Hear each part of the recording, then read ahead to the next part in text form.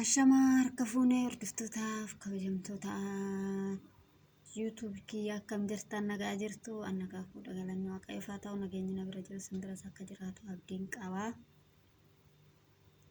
Viidiyoo kiyya kana like gochuudhaan gannii oroo biraan naaf gaasiniin jedha obboleetti koo gannii waaqayyoo baalaa tasaa baga si oolche waaqayyoo baga kana hundaa si dabarsee sin jedha obboleetti koo. Balaan isin mudate qal'aanii miti garuu inni guddaan nama oolchuudha waaqayyo baga si oolches sin jedha ganniyyee koo.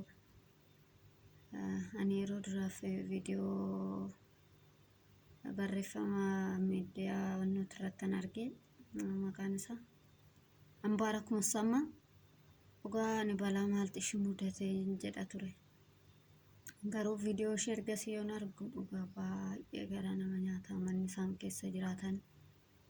Jalaa gubatee ture hundumti keessan arguu dandeessu TikTok irratti.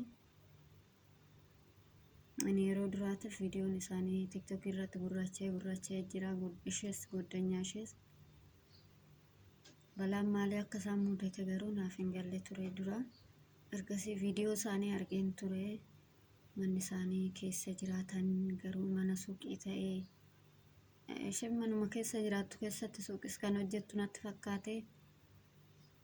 Garuu hundumaafuu gaarummaaf fedhii waaqayyoo fatanaadha waan ta'eef inni guddaan lubbuun keessan isiniif ooludha obboloota koo baga ooltan baga jala baatanii isiniin jedha baga waaqayyoo harka isaa isinirra qabatee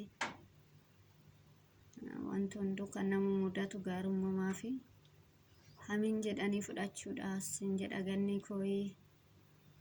Viidiyoo kana kiyya kana gannii biraan naaf gaa obboleetti koo gannii biyya baqaa keessaa dhuftee biyya baqaa keessatti deebitee kun yoo si mudatu baay'ee nama gaddisiisa. Homaa gochuu hin danda'amu wanti hunduu gaarummaaf dhufee waaqayyo obsa siif haa kennu. Ogaa ganniin torbe tokko dura akkas viidiyoo isheen gadhiiste turte ji'a sadaffaa guutuu isheetti irratti baay'ee garaana nyaatte. Waa'ee haadha isheetti irratti haadha dhukkubsattuun qabatte akkasuma isheen bochuu baay'ee garaa nama nyaata. Nuti hundi keenya haadha keenya hin jaalannaa maatii keenya hin jaalannaa gan osoo wal xiqqeessuu baannee ijoolleen Oromoo doonitti duunuu baannee waan qabnu osoo wal gargaarree baay'ee bareeda ture. Osoo saniin bochuu immoo balaan akkanaa ishee mudachuun dhugaa baay'ee namatti dhagahama. Hundumaafuu yoo waaqayyo lubbuu kee oolchuudhaa qabeenyis hojjetamee dhufa hojjettee fidda boru ganama harka kee keessa jira waan ta'eef obboleetti koo hundumtuu sitti dhagahamini waaqayyo jabina siif haa kennu. Inni guddaa fayyaa qabaachuudhaa fayyaa qabaattee wanta hundaaf jettee ni argatta ni argamas. Kanaaf sitti dhagahamini sin jedha ganniyyee koo. Waaqayyo si duukaa ta'u hunduma keenya warra baqaa keessa jiraatan gooftaan nu faana haa ta'u inni nu haa tiksu nuuf eenyu hin dandeenyu.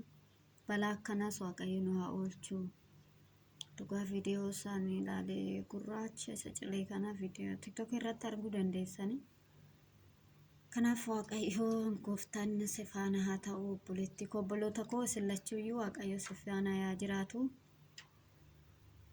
Nagaan biyya baqaa keessaa karaa biyya keessanii karaa maatii keessanii isin haa galchuun isiniin jedha. Hedduun isin jaaladha. Nan olitti waaqayyoon isin haa jaalatu isiniin jedha ganniyyee kooyi.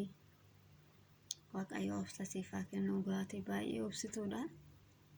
Ammas waaqayyo hundumaafuu gaarummaa fide waan ta'eef kan kana olii siif kennuu danda'a. Waaqayyo wanta tokko kan nama mudatu nama barsiisuuf irraa baratta.